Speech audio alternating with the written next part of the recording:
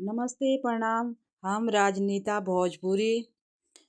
और देखी लो सुबह के नज़ारा, जैसे कि 10 बज गईल बाटे और 10 बजे हम नहा धोआ के पूजा पाठ पहले कैले बानी। सबसे पहले पूजा कैले बानी। पूजा करके लड्डू बाबू के नहवौले बानी। नहवा धोवा के ओकरी बाद से इनका के भोग लगौले बानी पूजा पाठ करके अच्छा से।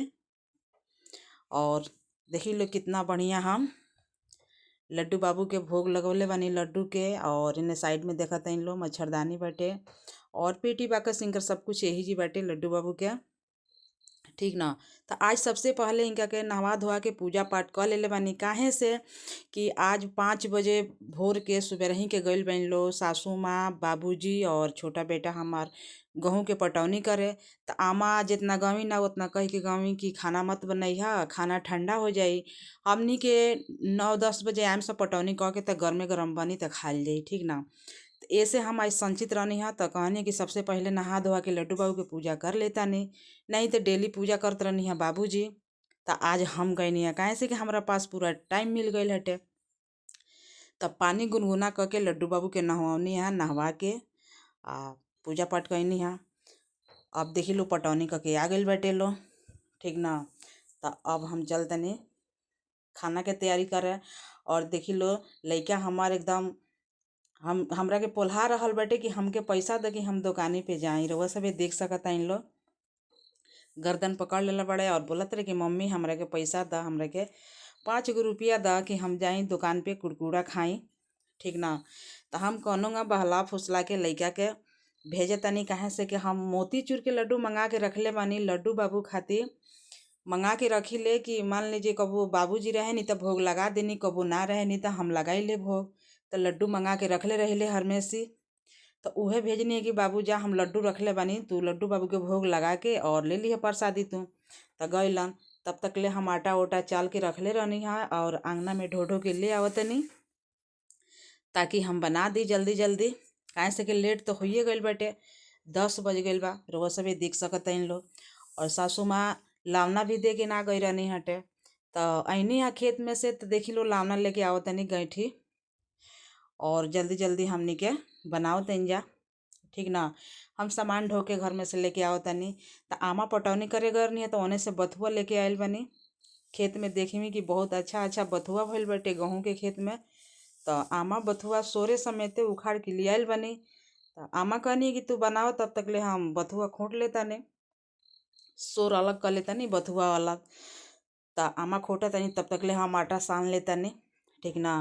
अंगूठी निकाल लेता नहीं सबसे पहले काहे से कि अंगूठी पहन के आटा हमसे ना सानल बनेला, आटा लाग जाला अंगूठी में तो अच्छा ना लगेला। काहे से कि आटा उटा फंस जाला। तो आटा हम अंगूठी निकाल के रख लेनी। अब आटा सान लेता ने। ठीक ना। और रउआ सभे लास्ट तक हमारा वीडियो में बना रहे लोगिन। और वीडियो हमारा अच्छा लगी तो रउआ सभे चैनल के सब्सक्राइब जरूर करेब लो और लाइक करेब लो। ठीक ना। और शेयर भी कर देब लो। देखी लो अंगूठी अब निकाल के धैले बनी में आटा हल्का से लागल है जैसे कि चलले बनी। था फिर अंगूठी के धो के हम पहन लें बाद में। तो हम आटा गूँथ रहल बनी, रउआ सभे देख सकता इन लो जल्दी जल्दी आटा गूँथ रहल बनी काहे से कि लेट हो गइल बाटे। ओने बाबूजी आयल बनी पटौनी करके तो उ गइल बनी नहाए। अब तो नहाए बा, नहा के वहाँ के पूजा करम तो वहाँ के पूजा और हमार खाए का साथे साथ तैयार हो जाई। ठीक ना।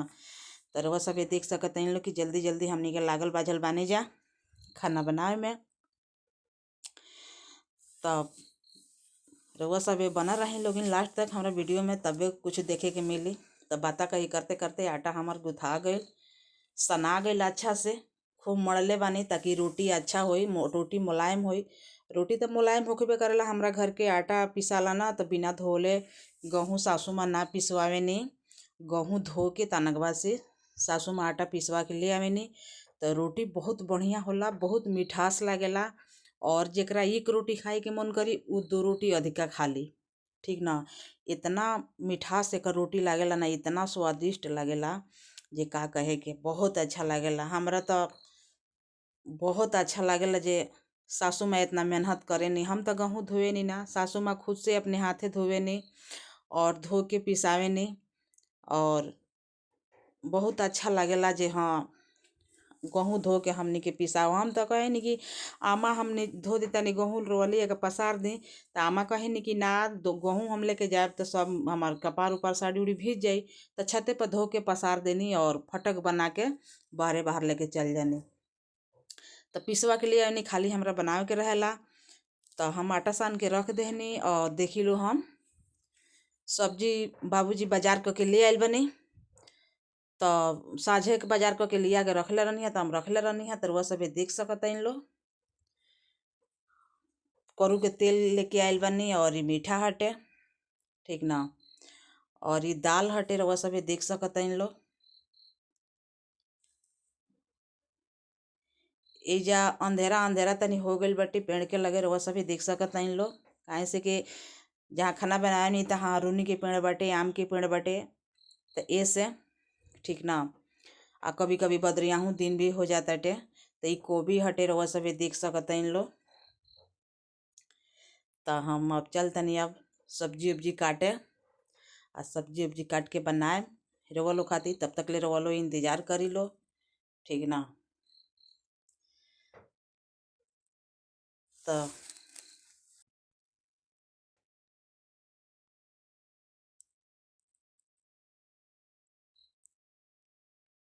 ये हटे जीरा मरीच रवा सब देख सकत इन लो। जीरा मरीच हटे लिया के जैसे कि वो सारा में खूटी में टांग देले रहनी है, तो हम ये बारा देखनी है तो लेके आनी है, ठीक ना। तब सब्जी काट लेता नहीं रवा सब देख सकता इन लोग। कैमरा हिले लागत है तो बुझाते ये धरती हिले लागत है।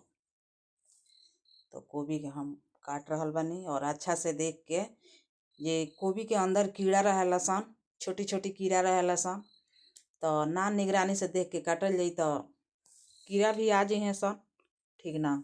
तो ऐसे तनी अच्छा से देख के काटे के पड़ेला गोभी। तो गोभी हम काट रहल बनी।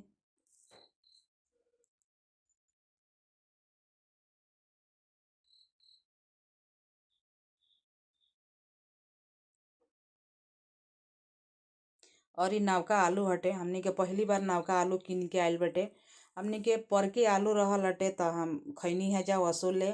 और इ नवका आलू हमनी के पहली बार किन के आयल बटे। आलू हमनी के खेत में बोआइल बटे, तो खिचड़ी ले ना भी आलू निकली, मतलब खिचड़ी से कोड़ के आवे लगी खेते में से। तो रउआ सब देख सकता इन लो कितना दिन आयल बटे, रउआ सब खुद देख ली लो कितना दिन आयल बटे।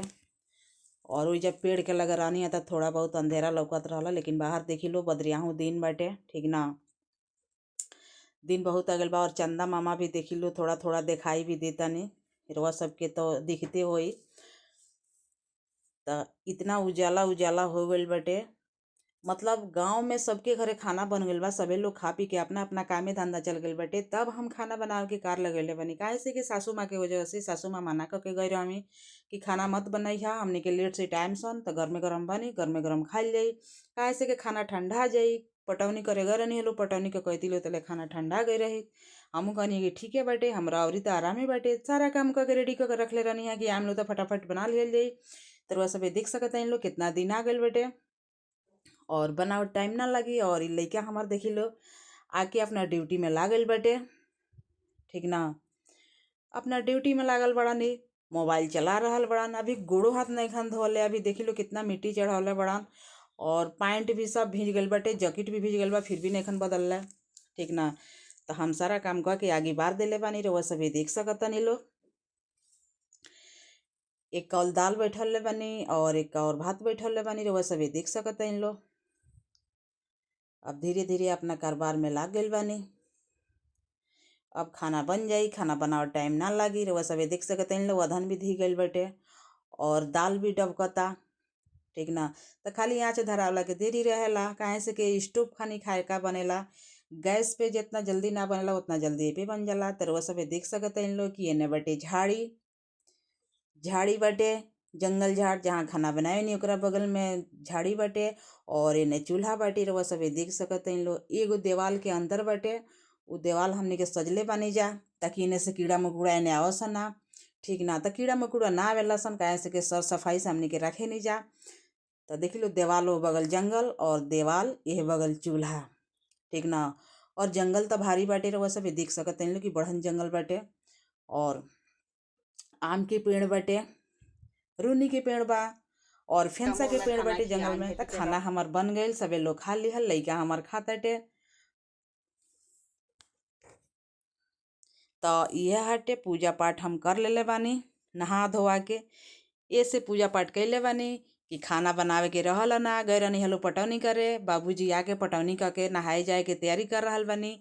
हम लड्डू बाबू के पूजा पाठ कर लेले बानी। यही पर पानी गरम कैले रहनी हाँ लड्डू बाबू के नहवावे खातिर, यही खोरा में पानी गरम कैले रहनी हाँ। तो पानी गुनगुना करके लड्डू बाबू के नहवा के ड्रेस बदल के और टोपी गरम कपड़ा पहना के पूजा पाठ अच्छा से कर दिले बानी।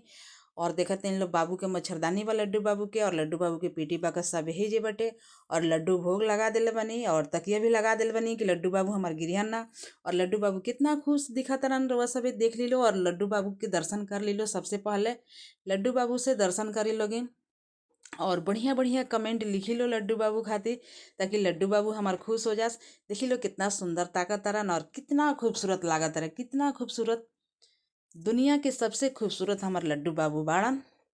और रउआ सब देखी लो हमरा लड्डू बाबू के, देखे हम लोग तो देखते रह जाए हम लोग। और हमरा लड्डू बाबू के केहू के नजर ना लगे, ठीक ना। और कितना सुंदर कितना प्यारा हमार लड्डू बाबू बाड़न। और हमरा लड्डू बाबू खातिर कमेंट जरूर कर।